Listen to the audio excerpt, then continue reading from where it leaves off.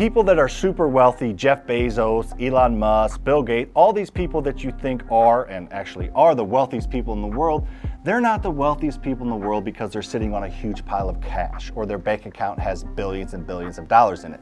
Their bank account may have a lot of money in it, but they are ultra rich and ultra wealthy because of equity and the equity they have in the companies that they own. Me and you probably aren't going to start Amazon or Microsoft, so let's talk about how to create equity in something that everybody has and everybody needs, houses, and you can get super wealthy with equity in houses. My name is Sam and I have a $40 million rental portfolio that I've bought without using any of my own money. And at the end of this video, I'm gonna tell you how much equity I have in that $40 million rental portfolio. So what is equity? Equity is the difference between what something is worth and what you owe on it. This works in all assets, in business and in real estate, but we're gonna focus just on real estate today for this video. So for a quick example, this house is worth $200,000, but you owe $150,000 on it. That means your equity is, drum roll please, $50,000, the difference in what the value is and what it's worth. The cool thing about equity is over time it grows, because guess what? Over time, this real estate asset goes up in value. Of course, there's valleys and there's peaks and things will happen in the short term, but on a long-term basis, real estate goes up, has always gone up and always will go up. On average, real estate doubles in value every 15 years. So this $200,000 house, on average, if we're following that trend, which is probably accurate, will be worth $400,000 or more in 15 years. So that equity went up from it was worth 200, I owed 150, to now it's worth 400 and I owe 150. More on that in a second. So that equity went from $50,000 to $250,000 over just a 15-year period. Now, the even cooler part about equity is that bottom line gets paid down every single month as you pay the mortgage from the rent that you collect. So in 15 years, it's not out of the realm of possibility that that property is paid off. So your initial $50,000 of equity in just one property in just 15 years could easily turn into $400,000 of equity, and that's just one property. And if you do things how I teach them, you bought that property without using any of your own money. So it's basically like you're creatively creating $400,000 of equity in just one property.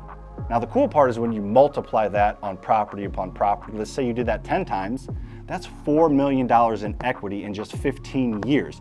That'd be pretty tough to do in your 401k or your IRA, or even in riskier investments like crypto. Real estate is the most tried and true investment strategy ever, and you can take advantage of it and you can create wealth with equity. Now let's talk about how equity is so much more powerful than cash flow. So a lot of people, when they buy rental properties, all they care about is the cash flow that it creates. And if you buy rental properties and really account for all your expenses, for this example, let's say you're cash flowing about $200 a month. So over that 15-year period, you're collecting $36,000 of actual net cash flow. That's kind of cool, right? That's not a small number. That's a decent amount of money that you're just collecting mailbox money every single month. But that pales in comparison to that $400,000 of equity that was created in that same time period. So the active cash flow is great. You need to make sure you're collecting enough rent so all your expenses and your debt is paid, but don't focus on that. Get your active income from somewhere else. You're going to create your massive generational type wealth by owning this real estate over a medium to long period of time. And you can do this as many times as you want. There is no law, there is no limit to how many of these properties you can buy and how many $400,000 equities that you can stack on top of each other. Even if somebody doesn't have rental properties, they more than likely have equity in their personal house. So if you have equity in your personal house, you can use that to invest in real estate. It's called a home equity line of credit. If you want more information on that, I have a video up here that talks about it. It's called a HELOC. But basically, you are taking the equity in your personal house and you're taking a line of credit from the bank. They're telling you that they will lend you money based on the equity you have in your house. You're using that equity kind of as collateral to borrow money at an extremely low interest rate. So equity is not just something that you only get from your rental properties.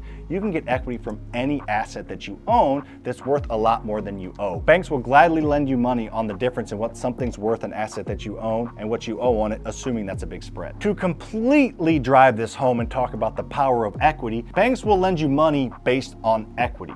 So let's say that you bring the bank a property and you're looking for a mortgage of $80,000.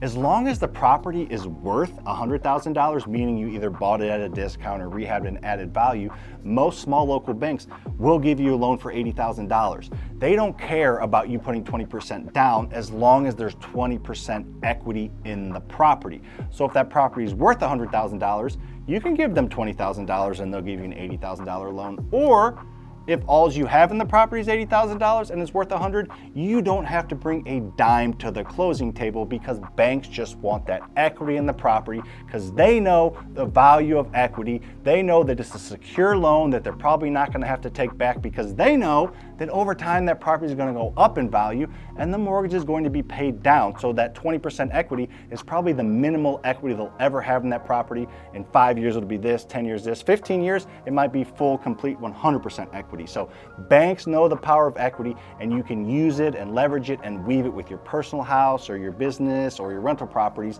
and get extremely creative and create a lot of wealth by throwing equity on top of each other and growing a rental portfolio. As you can see, equity is super, super powerful. Now, you may wonder how much equity I have in my rental portfolio. So it's worth $40 million and I owe $25 million. So I have $15 million in equity in a rental portfolio by doing the things I talked about in this video without using a dime of my own money. Now, most people watching this probably don't have rental properties, but hopefully you maybe own a house or your parents own a house, and how you can utilize the equity in that house with a home equity line of credit is further explained in this video over here. If you didn't click on it earlier, here it is again, talking about how home equity lines of credit work and how you can use them in your favor. See you on the next one.